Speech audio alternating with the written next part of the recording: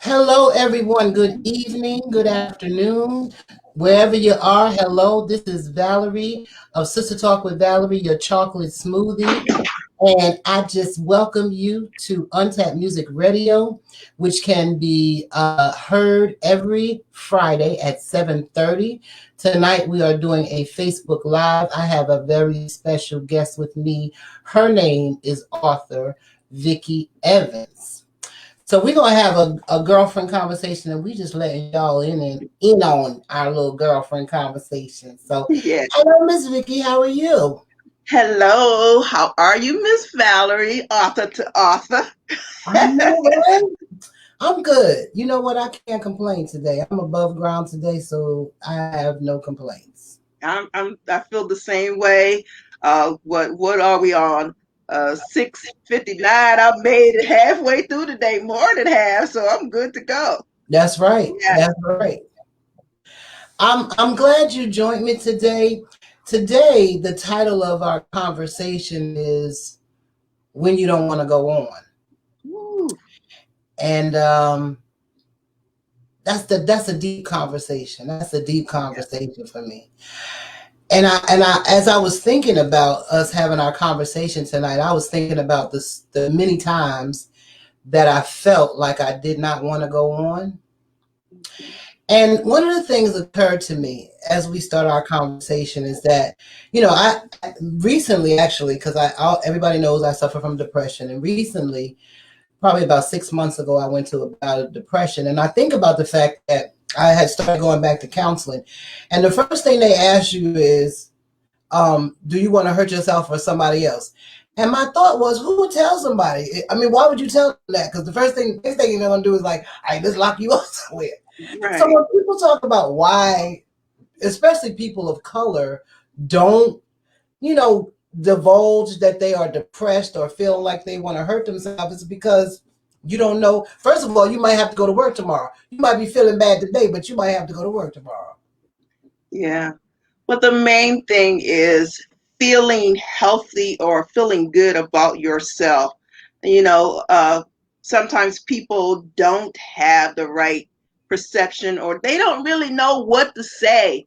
And for many years that was my reason that I didn't talk about it, because when you say, "Well, I attempted suicide," they kind of like, uh, okay, they don't know what to say to you. Even the counselors, because if you say, "Yes, I feel like hurting myself today," and "Yes, I felt like hurting somebody else today," then, they're like, "Okay, so to our course of action is that we're going to have to do something about it, because we don't know what degree of harm that you're thinking about." So it's a catch-22 situation all the way around. But the main thing for us, or for the person who's experiencing that, is to be able to feel good about yourself and find someone you can trust. That's the main key. Someone you can trust so that you can get the help that you need. Yeah. Tell us a little bit about that. I met you on the author's corner. We met, and I always say I don't believe in coincidence. So I believe there's a reason why we were connected. Our spirits and energies were connected. But tell everyone a little bit about yourself. Okay, well, I'm going to say that I am a woman who wear many hats.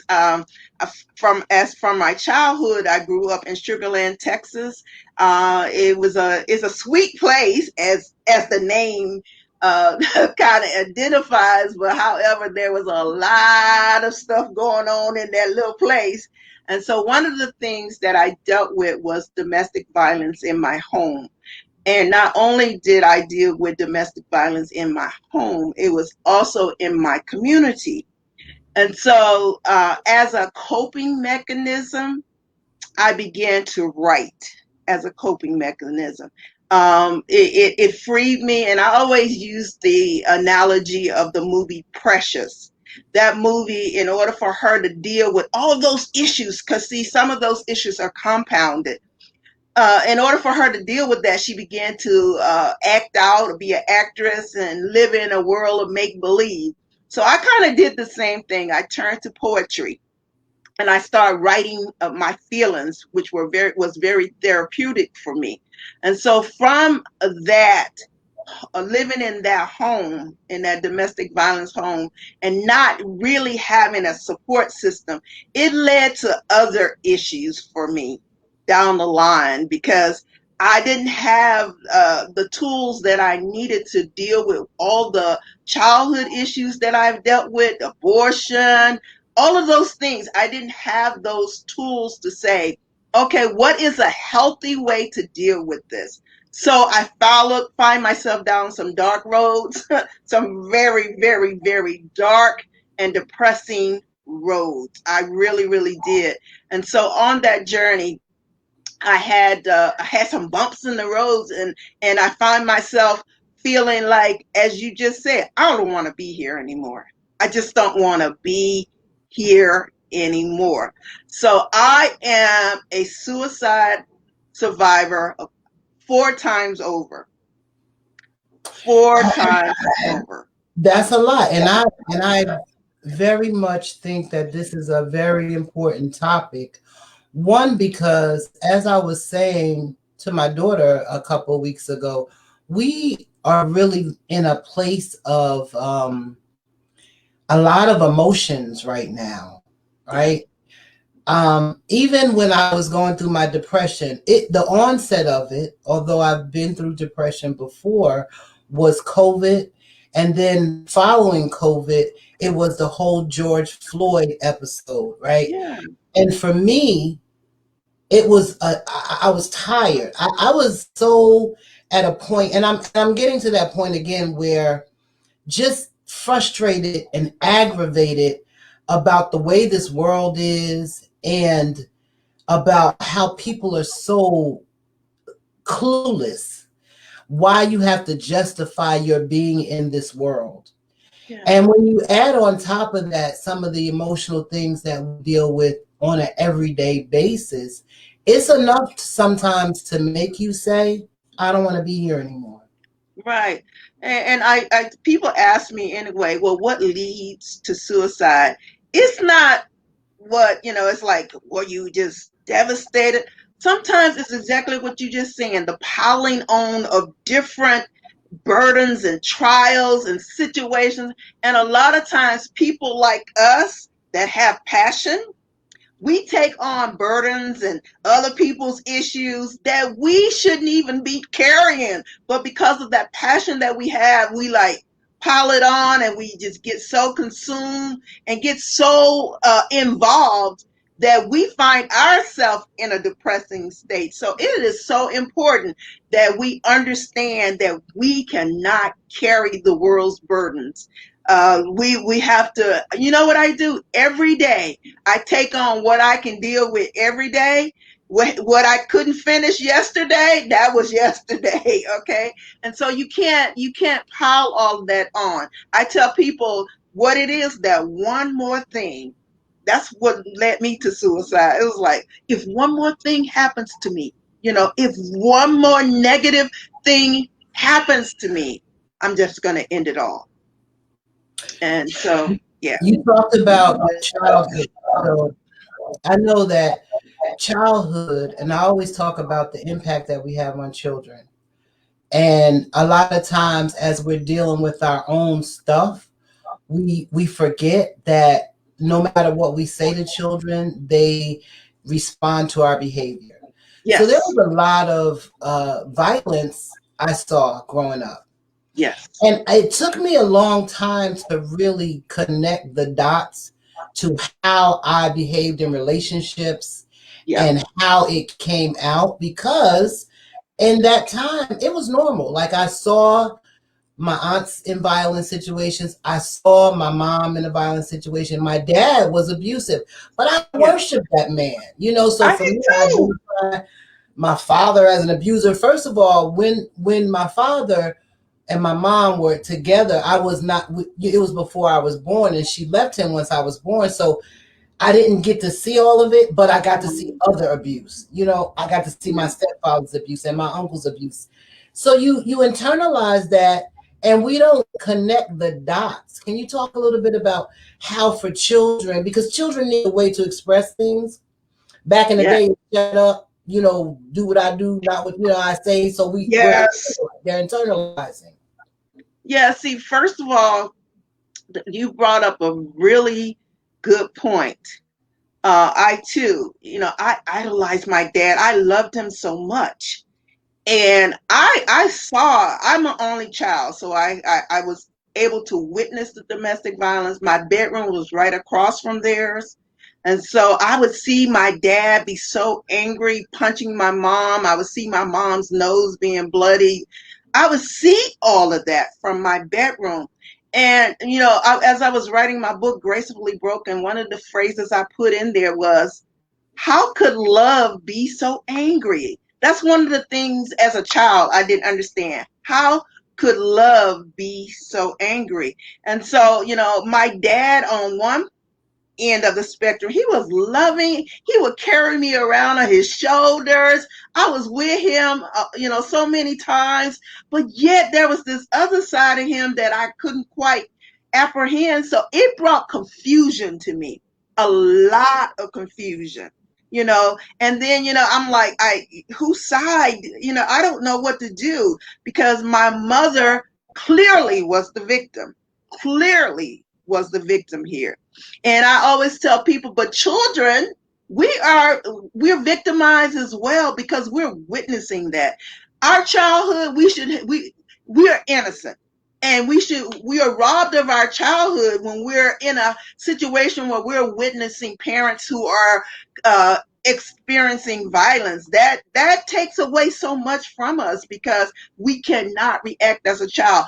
I always felt like I was thrust in a world where I had to make adult decisions, but I was just a child. I did. Absolutely, absolutely. And I also think that one of the things that came to me is how that plays out in your adult life. So I know a lot of people who, male and female, have lived through as children abusive families. Some of them say, "Oh, I would never," like some males say, "I would never hit a woman." Some women say, "I would never be in an abusive relationship." And then you wind up, you either go from one end of the spectrum to the other.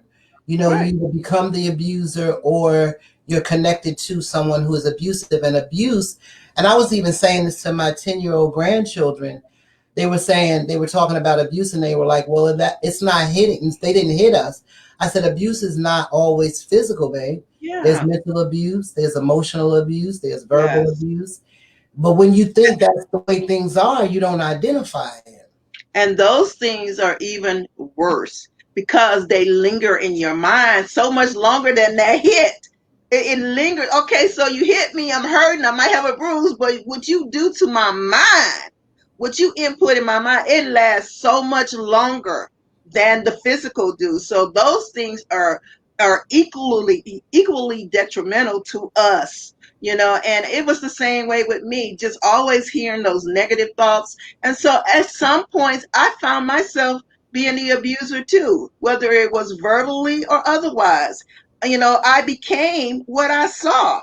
And then on the other spectrum, I also was a victim. I stayed in relationships far longer than I should have, because I had that victimized mentality. I stayed way too long. Oh, well, he don't really mean to. Oh, it's going to get better. He does treat me well sometimes. All of that. It really weighs on us and takes us down some dark roads that I'm so glad that I'm free from now. But it was quite a journey for me. And the relationships that I got in, they were because of the things that I experienced in my childhood that I had not overcome. The things that I saw, I became. I mean, truthfully, the things I saw, I became. So I've been on both end of the spectrums, being a victim and abuser. And I throw out the stats for domestic violence that 1 in 4 women are victimized, and those are the reported incidents. Because my mom, she never reported hers. We would be on our way to the hospital. My dad may have stabbed her or whatever. We would be on the way to the hospital, and I wrote that in the book, Gracefully Broken. And halfway through, my mom would say, "Turn around, I'm not going." And we would just turn around and go back home. She never reported that. So just think, if 1 in 4 women, those are the reported ones, just think of how many are never reported. Yeah. Never. Yeah. So, How old were you when you first attempted suicide? Well, let's say, how old were you when you first thought about giving up? and I'm going to say this: the thought about giving up and the occurrence happened at the same time. I was 15 years old. I was 15 years old and I was pregnant. 15 years old and pregnant, and so it's just a lot of things happened at 15 years old for me. Pregnant, had an abortion as well. My mother made that decision, but 15 years old and feeling like I was a disappointment to especially my dad. I felt like I disappointed my dad by becoming pregnant. And I write this in the book Gracefully Broken too, that when my mother and my father found out, there was a point where they were sitting down and they were talking about me. My mom was using all these cuss words, and then my dad was engaging in conversation with her. And I felt this low, this low. I felt like, oh my God. And especially, and I keep talking about that, I absolutely adored my dad. And so, in order to hear him talking about me and saying things, and they accusing me of things that I didn't do, like, if she got pregnant, she might also been the one stealing stuff from here too. Just all kinds of false accusations. That led me to a very, very dark place where I said, you know what? I don't want to be here. Nobody cares about me anyway. So I'm gonna just end it. I'm gonna, and the tragedy in this and the sadness of all this is that I wanted to also take the life of that unborn baby. By taking, and so the way that I attempted suicide, I took a whole bottle of Tylenol, and I kind of after that I drank some acetone, which is fingernail polish remover, and Coca-Cola. And I thought all of these gotta kill me.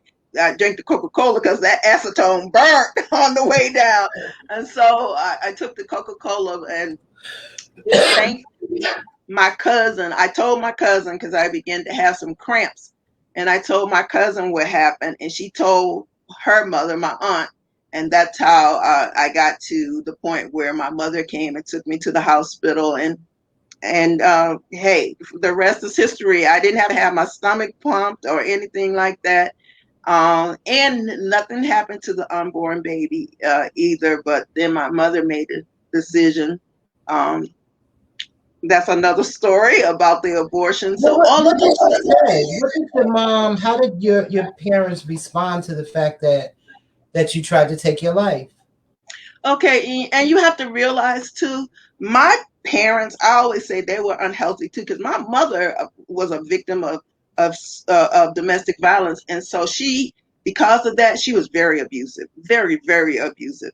So her words were never positive or encouraging. And so even after the suicide attempt, she was like, the doctor recommended that I see a psychiatrist, and she said okay, and she did take me that one time, and then after that she was like, now for the African American community, um, going to a counselor or psychiatrist, that was a no taboo. We didn't do that kind of stuff. You crazy, girl. She crazy. She over there seeing she's seeing the shrink. She crazy. So that was not something that was very receptive in our community. So after that one time, my mom said, girl, you ain't crazy. You got plenty of sense. I'm not taking you to no doctor. You just better keep your legs closed, and you better, it was just like that. Just keep it to yourself. What goes on behind closed doors stay. You get your butt back in there, get back in life, not knowing that I had some serious mental issues that were pressing on me, even from the fact that I had an abortion. All of that I carried into adulthood. None of that stuff, situations that are undealt with, is almost like cancer. It will eat you alive, and it will cause you to, you're either gonna have another suicide attempt. You're gonna just be so depressed and messed up, you don't know what to do because you never took the time to deal with those issues. And that's my story. That's what And happened to and me. I think that's a good point for people in our communities, because the first point is this: a lot of our parents, there were some generational cultures that contributed to how we were raised. The Yes. first culture being what happens in this house stays in this house. So Yes. the trust piece factor about how we trust the outside world is embedded in us, right? Yes. And I think that's an important point, because I was trying to explain, I'm often trying to explain in the environment that my career environment, is that African Americans distrust for the government or whatever. It's not just the government, it's everybody. There are some of us, Yeah, we it's distrust everybody. It's you everybody. don't tell your business, period. Mm-mm. And that a lot of our parents dealt with things that they didn't talk about. They didn't talk about molestation. They Mm. didn't talk about abuse. They didn't talk about Papa who had another family around the corner. They Yep. didn't talk My about the dad. fact that your aunt was really your mama or your Yeah. grandma. They didn't talk about those things. And so that kind of carried over into the generations. Yes. So it allowed us to hold things inside. And the point about us oftentimes not identifying mental health as what it is, but being crazy, for real, we got some issues. Most of us got some, Yeah. And we but do. But those issues are not, they're no different from anybody else's. The difference is, in some cases, is that the other sector have found a way to deal with it, to talk about it. Talking is so important. Communication is so important. For me, if I find if I have a platform to talk to somebody I can trust, I feel so much better when I'm done. They don't even have to say anything sometimes. Just listen to me. Let me get it out, It makes a difference. And so I think we have grown up thinking that we were so messed up. We just so messed up. And sometimes we think that it was an isolated case. But when you start talking to other people, they had issues too. Yes, they did. absolutely, absolutely.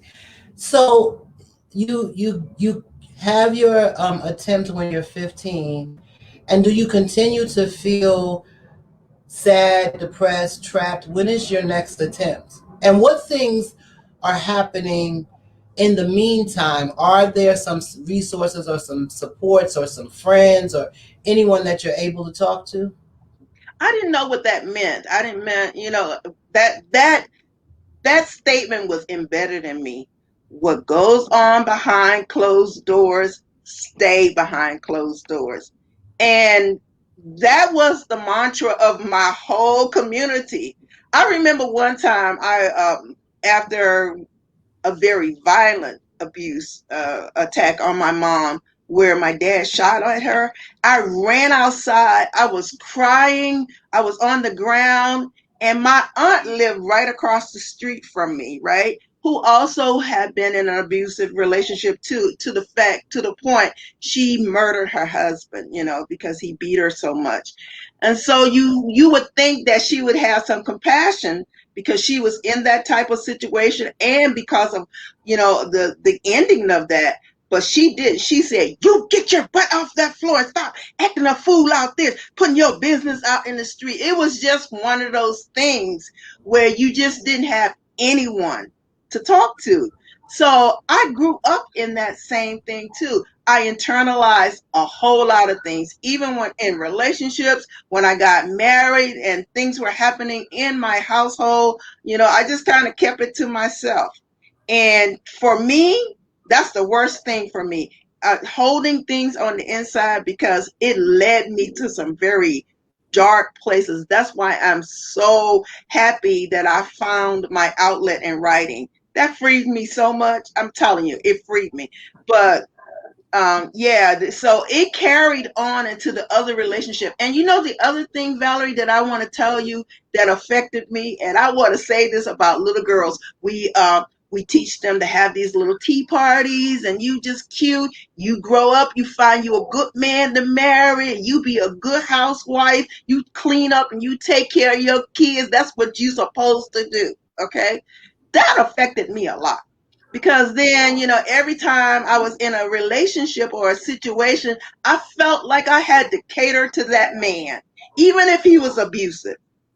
Even Mm. if he was abusive, I was like, well, because I've seen that in my home. So I was like, well, he just have his days, and that's the thing I see in a lot of abusive relationships.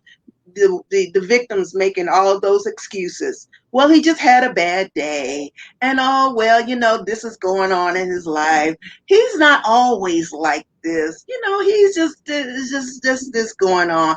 And Mhm. so I found myself doing the same thing, making the same excuses, staying in relationship far longer than I should have stayed, and being here now looking back saying, wow, you know and I can go a little further later on what really really freed me, but just finding who I was, knowing who I am, how special I was, especially to God, that made a big difference in my life. Because at first I thought, oh my God, I tried everything on my own, trying to solve everything on my own. Why? Because we strong black women, we can do it. We come from a line of strong black women. We can do anything. We can put up with anything. We strong. And in the inside, we tearing ourselves apart. And we know we are. That's a great point because, I always talk about the mask that we wear and how we present so well on the outside to people because it's so important. That was also part of what some of us was taught, that when you get out in public, you need to know how to act, right? But I Yeah. think it's important for people to understand that there are so many reasons why people stay in abusive relationships. Yeah. The biggest lie is, I love him or I love her. Um, and not understanding what love should look like, Yeah. right? And the other one is, well, they ain't that bad, or maybe they're the breadwinner, and if I leave, I got these kids. Who going to take care of these kids? Or the one I used to really hold on to is, I got my little toolkit, and I'm gonna fix them up, and it's gonna be all good. you Yeah. know. And you know what? All of that is reality, because sometimes it is financial. Where am I going to go? And if I go to family members, I don't want to be a burden to them. And, I had to stay with them. And so a lot of victims do find themselves going back home because, I mean, he controls the money, he's the breadwinner, all of that. So, I wrote this poem once, because that was my first love, poetry. And I wrote this poem for domestic violence. Why won't she just leave? Because many people ask that question. Why? I'm not going to sit there and let nobody beat my butt like that. I'm going to leave. But they don't know the complexity, the brainwashing, all that stuff that's happening in that home, the threats. They don't even know that. Threaten to kill them. I'll kill you. I'll kill the kids. I'll kill your loved ones. I kill. And some of those were not just idle threats. Some Right. of those abusers really did that. Many. So it's a complex situation, and so for those who are sitting there saying, I ain't, I tell you what, the first time he hit me, I'm out of there. Unless you walk in that person's shoes, you have no idea what they're going through. Not at all. So, Absolutely. Absolutely. So let's talk about the next time that you felt like you didn't want to be here. okay, so the next time, Uh, the next time, okay, this is married. I'm married. I got 3 beautiful children. So that's much later in my life. Married, 3 beautiful children, military man. Just a lot of wonderful things when you look at it going on. I mean, we were traveling all over the US, Germany, and all those things. So you would think that, okay, well, there you got it together now, but there still was a lot of abuse, and mostly of that was verbal on his part. And so another word that I want to throw out there before I talk about this second attempt was low self-esteem. I'm telling you, my self-esteem was so low. And it happens to be the second book that I wrote, Know Your Worth, Overcoming the Dragon of Low Self-Esteem, because my self-esteem was so doggone low. And so I put everybody else above me. They were priority before me. And I thought it was normal. Okay, yeah, I took care of my kids. I did everything. I told you that little vision I had: get married, find you a good man, take care of your house, take care of your kids. I did all of that. But we're never taught how to make relationships work, the emotional side of it. We're never taught that part of it. How to deal with conflict. We're never taught that side of it. We just be the good little wife. And so my children's father, he was abusive verbally. He was a military man, and he thought, okay, well, this is how it's supposed to go, and this is what you're supposed to do. And because I had low self-esteem, I thought he was like the best thing since sliced bread, but I didn't think I was the best thing since sliced bread, and that's not healthy. That is not healthy. So yeah, it's not healthy. So at one point in the relationship with him, uh, after multiple affairs, and he had multiple affairs, infidelity, all of that weighs on your self-esteem. It just brings you down and makes you think. For me, I felt less than a woman, because I was like, I'm doing all these things that mama taught me to do. I'm taking care of my kids, I'm taking care of my house, and I thought I was taking care of this man. But apparently there's something that's not working here, because he's cheating on me, many times. And so during one of those cheating episodes, I said, you know what? Here we go. I don't want to be here anymore. And so some of the things, that particular one, he was so humiliating. He was just cheating with his soldiers and, rubbing it in my face. And I was taking it. I was just taking all of that. I knew it. I knew what was going on, and I took it. And then I finally got to that breaking point, that one more thing. It was just too overwhelming. And so I went, took, I don't know, Tylenol. It must have been something, Valiums and Tylenol. I don't know. That was just something that was just easy for me. Did the same thing. And that particular suicide attempt, my children, I thought about it afterwards. My children were there. Um, and I just want to tell you this one thing. I told him, he was in the house, and he was getting ready to go see his girlfriend. And I told him that I had taken all those pills and whatnot. You know what he said? He turned to my daughter, who probably was, I don't know, she might have been 10. She wasn't that old at the time. He said, go take care of your mother, and walked out the door as if it was nothing. And so that particular moment kind of freed me from that relationship, because I had an encounter. Once again, my journey has been very spiritual. I had a conversation. It was like, this may sound weird, but this really happened. I sat on that bathroom floor. I saw my life go before me like a movie. I did. I just saw it. It was like everything that we had gone through, all the infidelities, all the things, all of the verbal abuse that he had committed, just all the things. And I could hear the Lord say to me, now I want you to answer this question. Is that love? Mm. Seriously, that's how it went. And I was able, it was like all the things I had took, I became sober when I answered that question and said, no, that's not love. And so I got up off of that bathroom floor.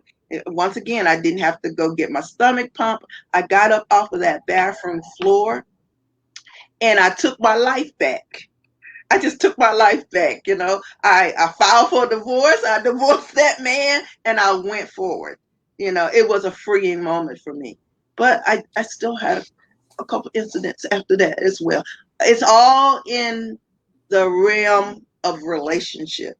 Myself, I just did not think that I was worthy of the people I was with. I just put myself beneath that. So the day that I discovered who I was and that how precious I was and that I had value, I mean, that was the best day of my life when I found that out.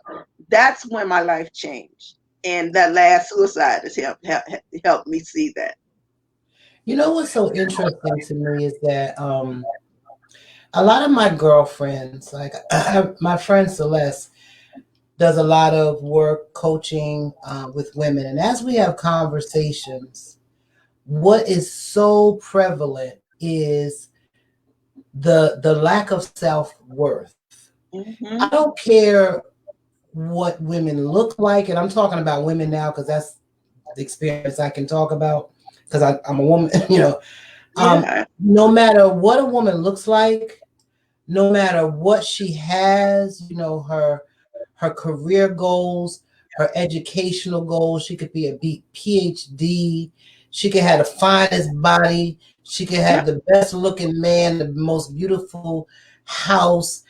It's that struggle with that love for themselves, that low self-esteem, that unworthiness, whether it was planted sometime in life that has never gone away. And Yeah. either she is spending her life trying to prove she's worthy by what she has, what she can do, what somebody sees, or how Yeah. she look, or how she speaks, or Yep. all of these things. And that to me is such, I think about myself, that is so pressing because in at the same time as women, we're out there taking care of everybody else, Yeah. feeling torn from the inside, but feeling like we got to keep going and we got to keep taking care of. Yeah. And I always make this point because a lot of times when people think about low self-esteem, they think about somebody walking around with their head down. Oh yeah, they just don't know. Overachievers, the person that just gotta have, I gotta get my master's, I gotta get my doctorate, I gotta get, and I'm not saying there's nothing wrong with that, but it's the reason that those people are doing it because it makes them feel worthy, and not knowing that they are already worthy without all of that. And some people feel unless I get that, I'm telling you, this is what's going to make me fine. And many times they spend time chasing after dream after dream after dream because when they get to that one, they find out that is not what makes them worthy. And they're always overachieving and trying to get the best of everything, not knowing they are the best, you Mm. know? So I tell people that all the time. Overachieving, some overachievers have low self-esteem. It has nothing to do with they're just trying to be great people. They have low self-esteem and they're trying to outdo their other achievements so that they can feel worthy. And that's a very sad situation. It's a It's sad like situation. addiction. It's like addiction. So, some people turn to drugs, some people, you can overdo just about anything. But we Right. categorize it as, oh, well, that looks like a good addiction. Yeah. They, And they, it's not because inside there is a sadness that is, I look at some of those people, like I think about Kate Spade. This girl had this big old purse book conglomerate. She had it going on in that area, but yet she was unhappy. Elle Loren, I look at all those people, she was a wonderful fashion designer. Mick Jagger was her boyfriend. You would think she was beautiful, tall, dark hair, just just seemed to have it going around, but she put that scarf around her neck and tied it to that doorknob and ended it all, you know. So you can't look at people by their achievements and think, oh, they got it going on. They're just this. Because Holly Berry will tell you right now, and we talk about beautiful. She'll tell you she suffered from low self-esteem, or she did suffer from it, you know. So I mean, you can't look at what people have and determine that their worth by that. And so many times we do that. We think the more we have, the more happy we are, the better we are. Child, please. I know. Unless you have found your inner peace, your worth, your purpose, your good spot, your God spot. Unless you have found that, you're just gonna be. It's just like a gerbil chasing their tail, you know, on that wheel, just going round and round and round, and never finding the ending point. Because there isn't none until you find your God spot, until you find your center, until you find what makes me tick. Until you find that, until you find your worth, let's just say it like that. No, you will never. All the riches in the world won't make you happy. You know, it just won't. That's so true. That's so true. I love the title of your book. First of all, I love the song Gracefully Broken. And I have Yeah. myself as gracefully broken. Because for me, it says I am continually becoming, but Yes. grace, I'm still here with all the band-aids and bruises and whatever. I'm still here. Yeah. Absolutely. And so that's, excuse me. So that's my entry point to say this. I always do this. My chapter in this book is called I Am Still Here. I am still here. And every time I say that, I am still here, I feel so empowered, you know, because the person I am now, I tried to eliminate that. I tried to kill that person before she was born, you know, before she was born. So to say, I am gracefully broken. I wish I could tell you, take credit for that. Gracefully Broken is 4 co-authors, and the main author is Karen Spears. This was her idea. She invited us all to be in her story, her world.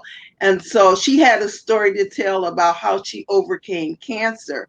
And so she wanted some ladies that could walk aside of her and tell their testimonies as well. So Gracefully Broken has 4 co-authors, and it's the topics are cancer, sexual assault, divorce, and mine is suicide. And my chapter is I Am Still Here. I tell people 800,000 people die because of suicide every year. I could have been 801,000, you know?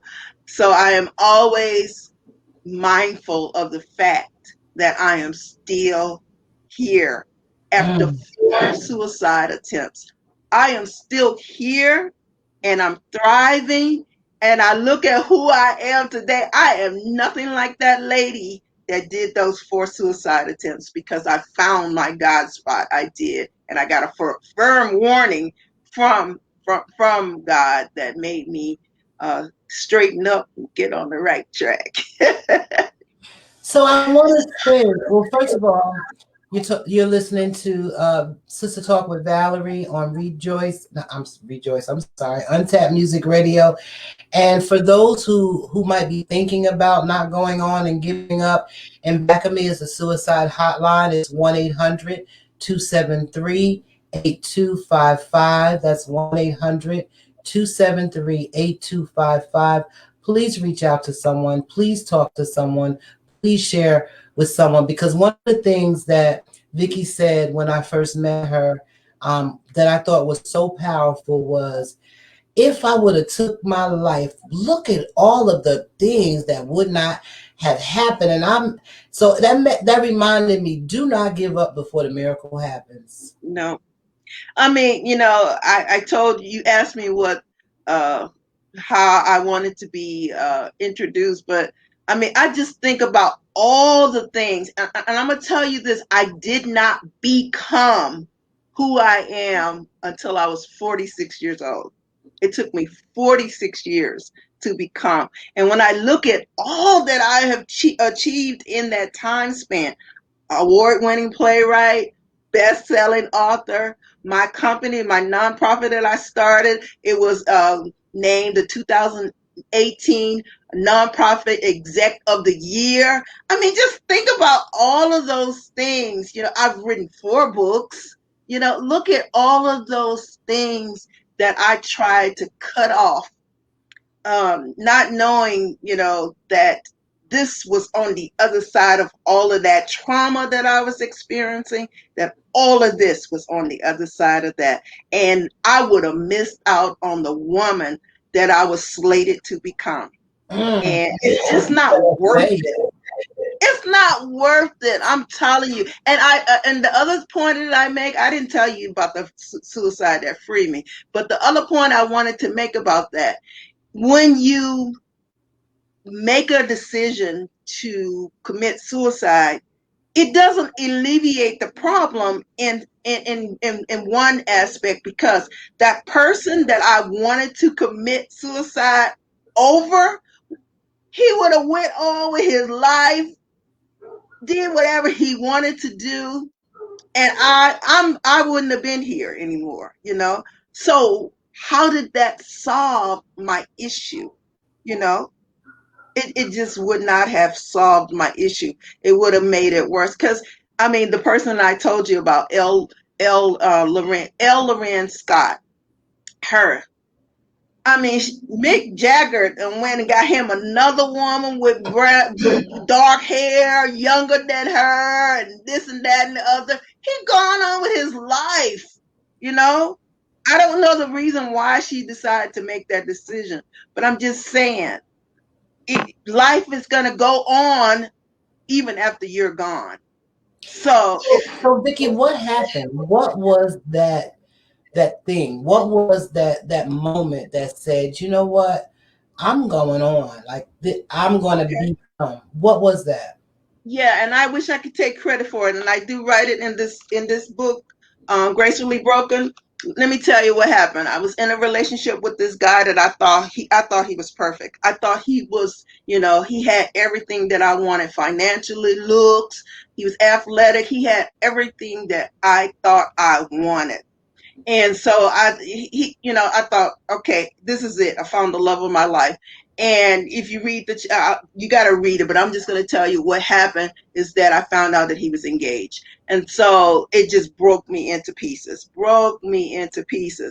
And so I decided this was it. Once again, hey, I just can't get this right. I can't get love right. I can't do this. So I might as well end it. So I checked into, a guest house, which was on a military base. Once again, took my Valiums, went and got me some Cavassier, and took one pill, Cavassier, one pill until the whole bottle was empty, and I laid down to die. To my surprise, the next day I woke up, in the afternoon, sun shining, birds singing. I thought, what in the world happened here? I wasn't supposed to be here. And someone asked me a question during my book release. Did you really want to die all of those times, or were you just trying to get attention? No, baby, I wanted to die. I truly wanted to die. And so that particular time, and for those who are not on this same spiritual journey, I don't apologize. This is the journey that I am on. I had a spiritual encounter, a divine encounter, a conversation with God in that room. Just like Valerie and I are speaking, that voice spoke to me and said, listen to me, listen to me. Your life is not your own. It belongs to me.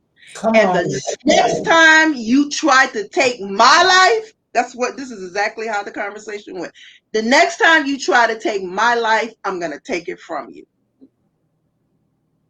That firm warning took me somewhere. I was like, oh my God. First of all, I truly in my, I called myself saved before that, but truly, I knew that there was a God that cared about me enough to spare me and to tell me those words because he had something for me to do. And from that day forward, I kid you not, no more suicide attempts. No more. Because I found, you say, when did I know my worth? That day. I knew I was worth something. I said, oh my God, because the amount of Valiums that I took, I should not be here. The amount of Cavassier that I drank, I should not be here. I always say other people have done the very same thing, the very same act, and they did not wake up the next day. And I cannot tell you why his grace and mercy spared me and not them, but it did. And because he did, and because of those words, and I remember those words, like that's like a stiff warning. The next time you try this to take my life, that's my life, I'm going to take it from you. So I always remember that. And then I realized the love that God had for me. I'm like, this has to be something special. So let me see, what am I supposed to do? Let me find my purpose, because evidently I don't know my purpose. So I have, and my purpose was always inside of me. I've been a writer since I was 9 years old. So I did not have to go look for my purpose. It was always there. I just needed to tap into it. And that's what I did. Hallelujah. That's amen right there. I think there's so many. When you were talking, when we were on the panel together, I was realizing that we had so many similarities. Like I've been writing for a long time all my life. And when I started writing at the age of 50, when things started opening at the age of 50, it was God that said, I put some gifts inside of you. And it made me feel confident enough to walk in the gifts that he had given me. So, I always say to anybody, it is never too late to do anything, and not to allow people to define you. Because a lot of times when you talk about self-esteem and feeling unworthy, we give people power to make us feel certain ways, right? Right. They play into what's already there, but it's Yeah. like, yeah, they must be right. Yeah, I'm too stupid, I'm too short, I'm too big, I'm too small, I'm too this, I'm too that, because they said it. Like, what do they know? They're not God. Right. One of the it was the last relationship I was in. The guy told me something, and at the time he told me, I thought he must be crazy. He said, you know what? No one can step on your back unless you lay down and let them on it. And I thought, ooh, why would he say something like that? But then I realized later on, I was like, you know what? He's telling the truth. And you know what? I'm not going to give anyone, because he's talking about power, the power we give people. He might have said it in a crude way, because I thought that was a crude way to say it. But the truth is, we do give people our power. And I said, I don't want anyone to have that much power over me anymore. I truly, sometimes I might go overboard. I've been thinking lately, I truly have taken that scripture about guarding your heart, because from it flows the issues of life. I take that very seriously. And I start guarding my life, my heart, because I used to just take my heart and say, here you go, you want my heart? Girl, you want that? How about this? Yeah, but it makes you very much like, wait a minute. Like, I feel like I'm at a point now, especially in relationships, where I'm like, let me see what you're gonna do. Cause you ain't nobody gonna take me nowhere that I don't want to go no more. And that's why I refuse. And me and my friend, we were talking here lately. I refuse to fall in love. I don't want to fall in nothing. That sounds like falling in a pit. I don't want to fall in love. I want to become or be in love. I want us to be compatible on the same platform. I don't want to have to fall down to where you are, rise up. I don't want to do none of that. I just want to be Vickie. I want to be me. I love me. I had to find a place where I truly, genuinely love me. I spent a lot of time trying to please people, trying to be like other people, trying to fit in their mold. And when I finally got to the point where I started loving Vickie, that's why I could sit in my house all day long and just have a good time. When I got to that point where I started loving me, all of those scales fell off of me. It just fell, you know. And let me not give a false perception here. Yes, I have bad days. Yes, I have days where I'm still depressed, when I get depressed, when I get down. I mean, I'm human. So don't let me not give you this false perception. I have days. I have a situation, something that I do. Okay, I have this white blanket, and when I've had enough, I wrap in that blanket. I don't want to be bothered no more. I'm depressed that day. I don't want to be bothered. That's just my, you know. So I have those moments. But what I've learned not to do is live in those moments. I ain't going to stay there forever. Okay, so a couple of days I'm in my bed. I'm not going to deal with nothing. I might be crying or whatever, but I'm getting up. That's it. I am not staying there. I am not. I'm sorry. You can't make me stay there. I cannot stay there. That's it, sis. It's about the get up. We got the get up joint going on. Yes. We have about 5 minutes left. I want you to tell people where to get your books. Tell us the name of your books. Tell us your next projects. Okay. My book is on my website. It's my name, Vickie L. Evans. It's all together. VickieLEvans.com. VickieLEvans.com. That keeps it simple if I just use my name. So you can get all my books. I've written 4. You get all my books, but I am solely really hard promoting this one, Gracefully Broken. Why? Because I think this is the time that we need to talk about it. We've come out of the pandemic, 2020. Well, that was a rough year. Isolation. My God, if anybody that can sit here and say that it didn't affect them, I'm going to call you a lie. I'm going to call you a lie because it was Still rough. not right. I'm still not right. Right. It was a rough year. And so in that year, I said, you know what? I want to talk about my suicide attempts. For so long, I would not talk about that because I didn't want people to look at me a certain way. You know, oh, Vickie, really? You really? Oh my God, what was wrong with you? A young lady told me that one day. She was like, yeah, the reason that so some guy don't want you, he done told me because he said you tried to commit suicide. Okay, so, okay. What that taught me is I don't need him. He is not for me. He don't know how to support me. So I'm just saying, this year I'm gonna talk about suicide. These kids are getting on TikTok. They're buying drugs. They are dying. Our babies are dying. That's a form of suicide too, because they're just taking their lives. They're doing care. Come on. So it's time for us to, they're getting bullied. They're in gangs, all kinds of stuff. These are babies are committing suicide. Come on now. They have too much to live for.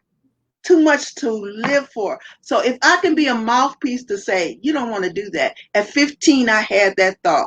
And suicide is the 3rd cause of death for teens 15 to 19. The 3rd cause. So I want to be able to tell them, at 15 I tried to do that too. But look at what I would have missed out on. You know, there's so much life to live. There's so much. 7 years old, 8 years old, 9, whatever your age is. And you may have been going through some of the things that we've been talking about here. Domestic violence in your home. Somebody might have molested you, abortion, you may have left you feeling worthless. So I'm here to tell you that I was gracefully broken and I'm gracefully restored. And I'm here. I am still here. And so that's an important factor. And you can do the same thing too. Absolutely. You can overcome this. You can overcome it. The other piece is that person that you love and you think that they the best thing since sliced bread, and you a teenager or younger, trust and believe there's going to be another bus, another person. That ain't the best thing since sliced bread. So if they broke up with you and you think, oh, why am I here? Why I need to go on? Because you got purpose. That's why. Yeah. And you have to love yourself and find out what make you tick. You're the prize. He's not the prize, baby. You're the prize. And I tell myself that I don't need to lower my standards or lower myself, because I'm the prize. I'm the prize. And you got to think of yourself that way. I'm the prize, no matter what. Nah, baby, it's not what you're giving me. I'm the prize. I'm the one that has your life. Your life is better because I'm in your life. Come on, you better say it. I would love to have a part two of our discussion because I have very Okay. much enjoyed this discussion. And I'm telling you, Miss Vickie Evans, bless God that He woke you up, because I'm so glad that I had the opportunity to cross your path, because you Thank are a you. blessing. Thank you so much. Again, Likewise. We had a I want- connection. I think everybody on that call just kind of like, oof, we just had such a connection, you know. yeah, and we So still glad have that, some stuff to do. I know we do. oh yeah, I absolutely. know we do. You're a playwright. You do what? Plays, film, something, Yeah, right? short films and short Right. films. Yeah, yeah, yeah. Yeah. We got to do something. Yeah, oh, definitely. Yes, we gonna hook up again. My daughter is in Jamaica right now, but she loves her real passion is making faith-based films and faith-based. So we could do a play. Girl, we got a lot of stuff to Come do. on, we got to do it. We gotta do Nothing to it but to do it. That's it. all. So let's make it work. Let's make it happen. I want to thank everyone for joining us today.